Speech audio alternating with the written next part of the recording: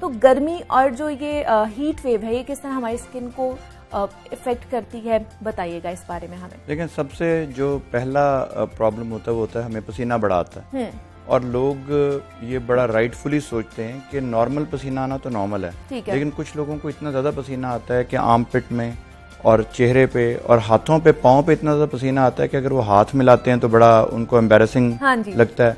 पाँव में पसीना आने से स्मेल आने लग जाती है, और आर्म पिट में कुछ लोगों को इतना ज़्यादा पसीना आता है कि सारी जो शर्ट है वो ख़राब हो जाती है और वो किसी सोशल गैदरिंग में जाते हुए बेचारे घबराते हैं। तो एक इसको हम हाइपर हाइड्रोसिस एक बीमारी है बोलते हैं, ये बीमारी है।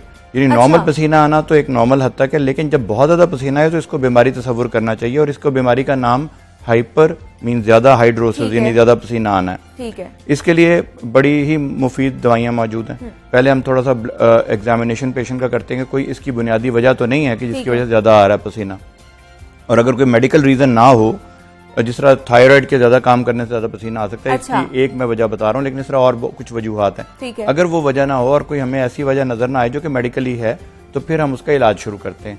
इलाज जो है कुछ दवाइयों से हो सकता है जो हम लगाने के लिए दे देते हैं, और वहां से पसीना जो है ना कम हो जाता है। उसके लिए लोग ये समझते हैं कि शायद ये जो है ये पसीना कम आने से कुछ बीमारियां पैदा हो जाएंगी, पसीना अंदर ही रह जाएगा, पोर्स बंद हो जाएंगे। हाँ जी, और वो बिल्कुल गलत बात है, ऐसे कुछ नहीं होता। आप लगाने वाली हम पहले दवाइयां देते हैं, अगर उससे ठीक ना हो तो हम एक खास किस्म का ट्रीटमेंट होता है जिसको हम आयोंटोफोरेसिस बोलते हैं।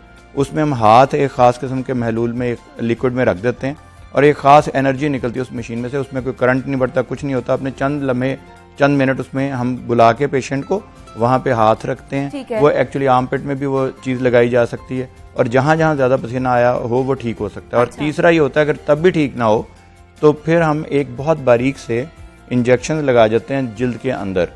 ये जो इंजेक्शन हैं बोटॉक्स के इंजेक्शन, ये करते ही हैं कि जिल्द के वो खलिए या वो सेल्स या वो ग्लैंड समझ लें जो ज्यादा स्वेट बनाते हैं, इसको स्वेट ग्लैंड्स बोलते हैं, जो पसीना बनाने वाले गदूद हैं जो, उनका काम जो थोड़ा सा हल्का कर देते हैं ताकि वो नॉर्मलाइज हो जाएं।